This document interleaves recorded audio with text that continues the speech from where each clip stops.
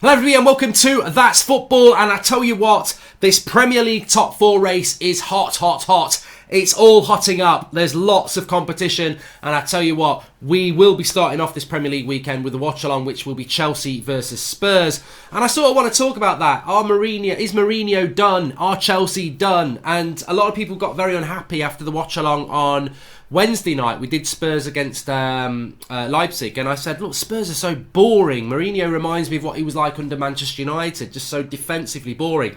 There is a massive Mourinho fan club out there, and to be fair, in relation to Spurs in the league, they have won their last three and drawn one, so their league form is quite good coming into this, whereas Chelsea have only won one of their last 5 Premier League games. Very interesting there. But look at Wolves last night. Wolves win a home game against Norwich on Sunday. You'd expect them to win that. Can they get back into the top 4 race as well? Then they play at Spurs next weekend. And as I said, I think for Manchester United, the path is relatively clear if they can go and do what they fail to do, which is be consistent. Go and beat Watford at home, beat Everton away. I think you'll be in pole position for top 4, but United's problem is consistency. We must not forget Sheffield United. Chelsea, can they bounce back? Lots and lots to look at, as well as what's going on at the top and the bottom as well. But to start things off, let's just... a battle that I sort of find a bit banterish, but I suppose, you know, one of these clubs could outside bet get into the top 4 bet, but top 4 race. But let's have a look at this. No history. The only history you got on is on your laptop, fam.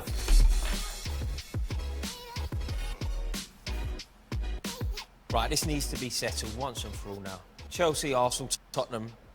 Who's the biggest club? Not him. No. Spurs getting the banter there from the Chelsea and Arsenal fans, but who is the biggest club in London right now? Do you look on history? Do you look on form? I think it's interesting. I think if you're looking on history, maybe it is Arsenal and Chelsea, but if you're looking on form, Spurs were in a Champions League final last year. Spurs do consistently get top 4. Anyway, check that out. Rory, Troops and Expressions arguing who the biggest club in London is. I'm sure some of you will be interested in that. The link's in the video description. You can check that out after this video. Get in the comments. I've left my comments in there as well. You can see what I said. Check it out, video description. But look, let's talk about 2 of those clubs to start off with. Chelsea against Spurs. Which way does this go tomorrow in what is a massive, massive game in relation to the top 4? I'll certainly be watching it on here. I would have watched this game anyway as a watch-along, but from a Manchester United point of view, very, very interested. I think Arsenal fans will be interested, Wolves as well. The way the land lies at the moment, Chelsea are 4th with 41 points, and Spurs are 5th with 40 points. You've then got Sheffield United 2 points behind Chelsea on 39. Manchester United 3 points behind Chelsea on 38. Goal difference at the moment, it's much of a much. 7 for Chelsea, 9 for Spurs, 9 for United. Everyone else not doing too great. Wolves obviously back in 36 points, and Arsenal on 34 points with Everton on 36 points, and they play each other as well. So very interested to see how that's going to go. But in relation to Chelsea and Tottenham, is Mourinho done? Is Jose Mourinho done at this level? I am not going to change my opinion on this. I like Jose Mourinho. I think he is box office. I think he is a character, and I think football needs characters. But do I think Jose Mourinho has got a future in the modern game? No, I haven't seen anything yet. Now, of course, he could change things around, but I just find we're talking about 4th place here, and we're talking about Jose Mourinho. This is how far he's fallen. People still think of Jose Mourinho as one of the greatest managers in the world, which he was, which he isn't anymore. He's nowhere near Liverpool or City, or even Leicester at the moment. And yeah, he only came into the job in November, and next season will be the big one. But I just don't think his style of football will be successful in the modern Premier League. I think he can get 4th place, and I think that is his challenge. And I think that loss against Leipzig on Wednesday pretty much puts them out of the Champions League. So he needs to pick up points. They have got Chelsea, and then they've got Wolves. They need to take at least 4 points from those games to keep them in with a shout of top 4. Because I think if United go and get 6 points, or if Chelsea go and get 6 points, there's going to be a big gap there. And I think whoever is sort of like Chelsea, going to Chelsea, I think Chelsea are a good team. They're better than what their form is at the moment. They're struggling to score goals. They've got a philosophy. Lampard's still a good coach, I think, but they have lost 9 games.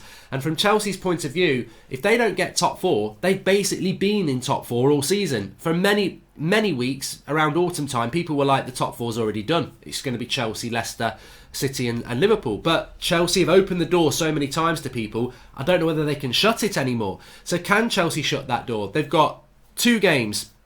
They've got to try and get, again, hopefully 6 points for them, at least 4. Chelsea against Spurs tomorrow at Stamford Bridge, and then they go to Bournemouth next week, which will be tough for them. So Chelsea have got to get the results. Plus they're playing Bayern Munich midweek next week. You can see Chelsea maybe taking 1 point from 6, and then that massively opens the door to everybody else. So Chelsea,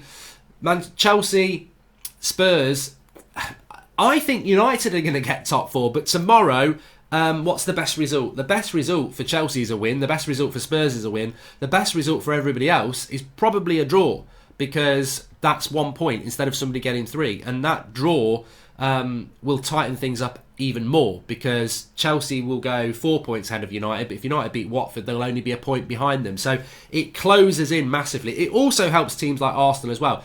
Do I think it'll be a draw? Yeah, I think it's got 1-1 written all over it. I don't know about you, but I think it has got 1-1 written all over it. And I do think that Chelsea will get better, but it's about patience with Chelsea. Will they be patient with Frank Lampard? Will they be patient with what he's building? As an outsider, I think they should. He's had no money spent yet. He got nothing in January, got nothing in the summer.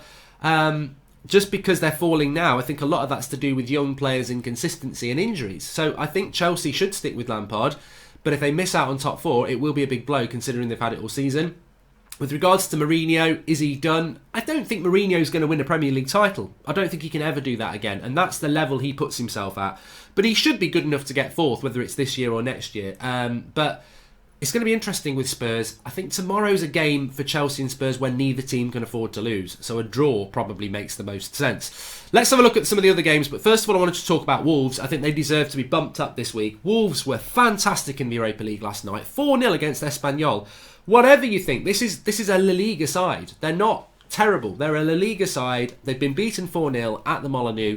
Fantastic from Wolves. And Wolves in relation to the top 4 race, because we're talking about the Premier League, Wolves are currently in 8th place and they are 5 points off Chelsea. So a draw tomorrow for Chelsea and Spurs and a win for Wolves against Norwich would put them 3 points off top 4, which closes it up. So I think Wolves will beat Norwich on Sunday. But are Wolves a candidate for top 4? At this point, I'm going to be brave and say no. Because I think what's going to happen with Wolves is they haven't got a squad. Their squad's not deep enough. And they cannot go Thursday, Sunday. And they're obviously going to go into the next round of the Europa League, which means another 2 games. I can see Wolves prioritising the Europa League and not winning it. And then the top 4, they're going to have to... They just can't do it. They haven't got the squad to do Thursday, Sunday. And they're going to be doing that next week. I think they can beat Norwich this week, but going Thursday, Sunday next week, when Spurs have got a whole week off, I think that'll be a struggle for Wolves. So I think Wolves will fall away and probably end up finishing about 8th in the league this season. But I expect them to beat Norwich this weekend. United, Watford, massive game this. I've previewed it on the United stand if you want to check that out. But I think United will win. I felt United would win all week. I know Watford have had a big break. And when you look at the big break, it's only a game, so put up a real good fight. If anyone remembers that, you've got to be over 35. But Watford...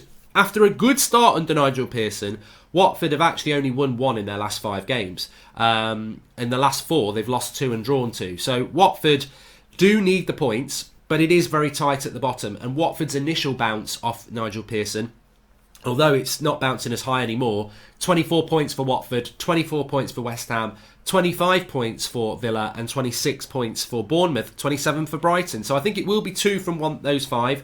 I don't think this is going to be a game that Watford can win, although they have had 2 weeks off and United have had 2 games in a few days. I think United will have the momentum, but it's going to be interesting. I think it'll be tight. I think United will win it 2-0, but United need... I think what United fans would say is a draw or a loss is just forget about it. We've got to win this. I think that's why Manchester United will win it, if I'm absolutely honest with you. We've done Tottenham, Chelsea. Let's have a look at Leicester, Man City. I mean, look, this normally would be a massive game, Leicester against Manchester City, but For Leicester, Leicester have got a minuscule chance of being drawn into a race for top 4. They've got 9 points on Chelsea at the moment, but if City beat them, and everyone else picks up some wins, but I still think Leicester will get top 4. I think it's too big a gap at this point, and they've got no European football. But Leicester themselves only have got 1 win in the last 5, so their form's not great, and I expect Man City to beat them. Unless Man City rest some players for Real Madrid midweek, I don't know how they'll go about that. And Leicester are well rested, but I can see Man City winning that. And it's not the big game it should be, because Liverpool are going to win the league. 2nd and 3rd are probably sorted, and the race for top 4 is the most exciting part. So Leicester against City really isn't the game that the exciting game that possibly it should be. Burnley Bournemouth is interesting because that's a 3 o'clock kickoff, and Burnley at the moment are on 34 points level with Arsenal. Bournemouth, as we know, are already in a relegation battle. If Burnley were to win that game, effectively they could hypothetically be in a top 4 race. I don't think Burnley are in a top 4 race at all. I can't see that happening, but I would expect Burnley to beat Bournemouth. I think Bournemouth are struggling at the moment. Crystal Palace against Newcastle United. It's the 2 teams that are pretty much safe, really. Not going to be in a top 4 race. Not really going to be in a relegation battle. I could see that being a draw, 1-1. Sheffield United against Brighton. This is a massive game for Sheffield United. As I said, Sheffield United, if they were to... I mean, look, this is where you've got to take Sheffield United seriously, because if Sheffield United were to win and Chelsea and Spurs were to draw, then Sheffield United would be joint 4th with Chelsea on 42 points. And you would expect Sheffield United to beat Brighton, but I'm always reluctant to sort of put that on Sheffield United. And I never expect Sheffield United to win, because I think their promoted side at some point, surely their bubble will burst. But realistically, Sheffield United's next couple of games are massively interesting. They've got Brighton at home, and then they've got Norwich at home as well. Oh, sorry, I've gone wrong here.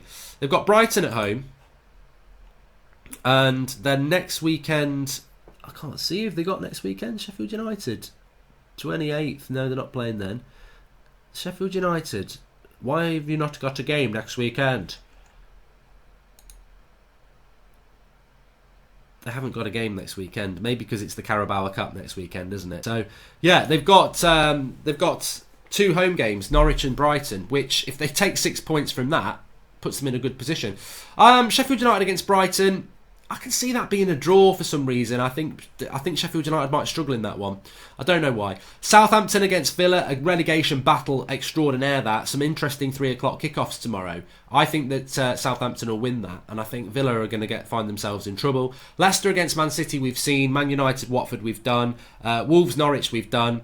Arsenal, Everton is interesting. Let me say this: Arsenal against Everton is very interesting because there is an outside chance. If Chelsea and Spurs draw tomorrow, that is 2 points dropped by Chelsea. So that would knock them up to 42 points. If Arsenal were to win, they would go up to 37 points, leaving Arsenal 5 points off 4th place, and they're in a 4th place race.